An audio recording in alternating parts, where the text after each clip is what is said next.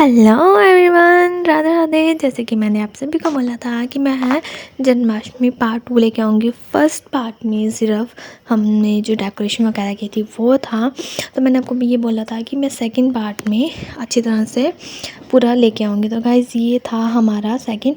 तो हमने रात की पूजा जो थी वो की पहले, ठीक है। हमने शाम को भोग वगैरह लिया, फिर हमने अभी रात की पूजा हमने अच्छी तरह से कान्हा जी का स्वागत किया। रात के पूरे 12 बजे हमने कान्हा जी को उठाया था, और जैसे कि पूरा करते हैं अभिषेक वगैरह पंचामृत फूलों से, फल फूल से जैसे भी करते हैं सेवा, तो हमने वो चीज़ पूरी उसी विधि विधान से उनका बर्थडे सेलिब्रेट अच्छे ढंग से किया था।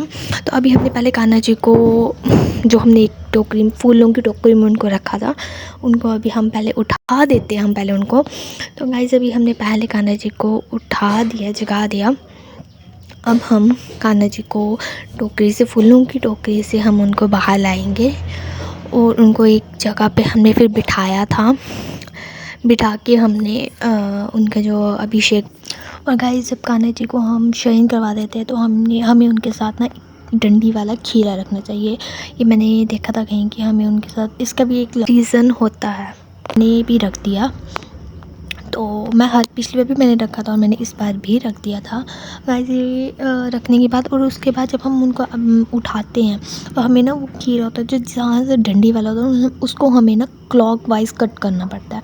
क्लॉक वाइज कट करना है मतलब सीधा हम उसको छुरी के साथ भी नहीं कर सकते। हमें एक कॉइन लेना होता है 1 या 2 रुपीज़ का, जितने का भी आप लेना चाहो, तो आप लेके उसको ना क्लॉक वाइज उसको हमें कट करना होता है। कट करने के बाद जो उसका ना डंडी वाला हिस्सा होता है ना खीरे का, वो हमें तुलसी के नीचे मतलब मिट्टी में डाल देना चाहिए। उससे बोलते हैं कि घर में बरकत, अच्छी बरकत रहती है। तो मैं भी करती हूँ, 2 सालों से करती आई हूँ मैं। तो यही था। फिर उसके बाद हमने अभिषेक वगैरह था। फिर हमने उसकी प्रेपरेशन, मैंने पहले से सब प्रेपरेशंस करके रख दी थी, कुछ भी ऐसे नहीं रखा था, सभी प्रेप उनको। गाइस मैंने ये कहीं देखा था, कहीं सुना था कि जब भी स्नान करवाना हो तो उनको ऐसे नहीं करवाते, कोई वस्त्र उनको डलवा के ही उनको स्नान करवाते हैं, ऐसे नहीं करवाते। तो हमने पहले उनको एक पीले रंग का वस्त्र डलवाया। तो उसके बाद मैंने पंचामृत से अभिषेक वगैरह वो उनका किया।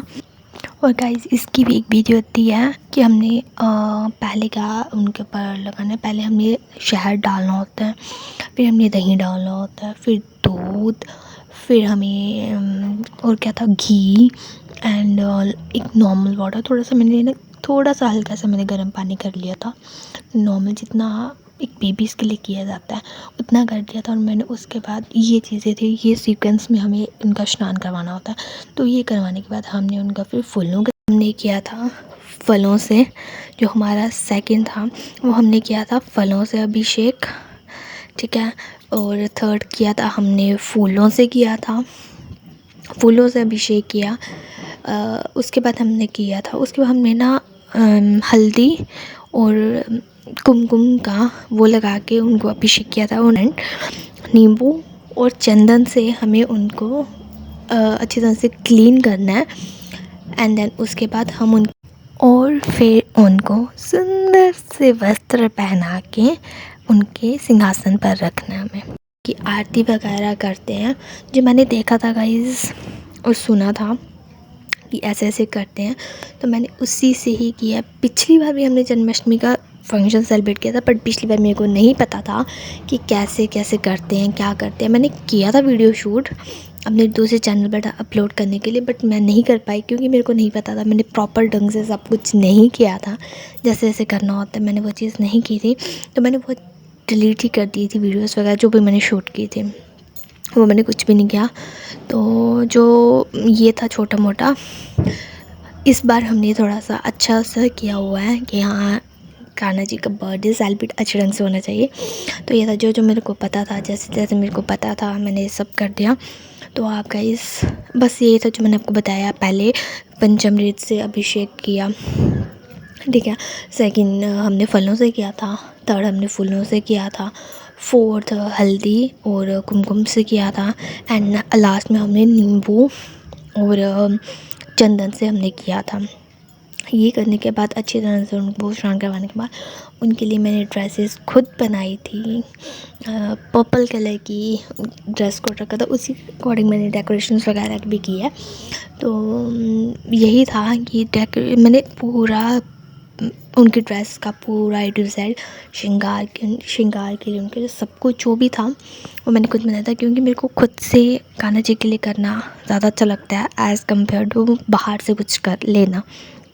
ऐसा नहीं कि मैं बाहर से नहीं लेती हूँ, बट जब स्पेशल डेज़ होते हैं, राखी होगी, टीके हो गए, ठीक है, राखी होगी, जन्माष्टमी का फंक्शंस वगैरह कुछ भी मतलब स्पेशल हुआ डेज़, तो मैं उनके लिए कान्हा जी के लिए मैं खुद अपने से ही खुद बनाती हूँ। मैं किसी से नहीं, बाहर से नहीं लेती हूँ, मैं खुद ही सब चीज़ें करती हूँ जो कि मेरे को बहुत ज़्यादा अच्छी लगती हैं।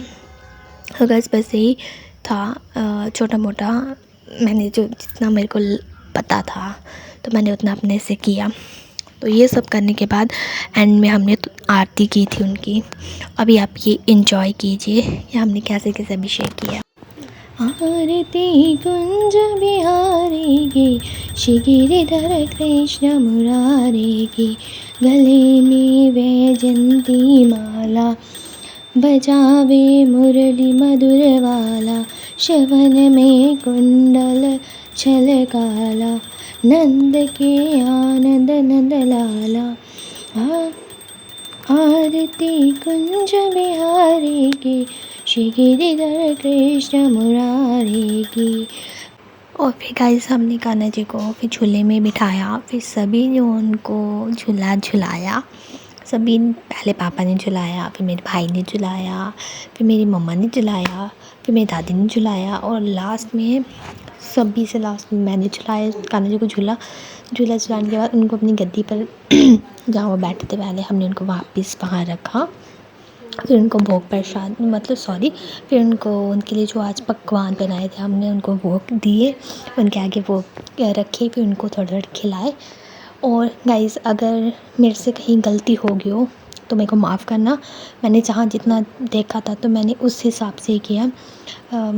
बाकी सब श्रद्धा की बात है, जो मेरी श्रद्धा थी मैंने उसी हिसाब से किया। अगर कुछ ख़राबी हो गई तो मेरे को माफ़ करना। Thank you for watching.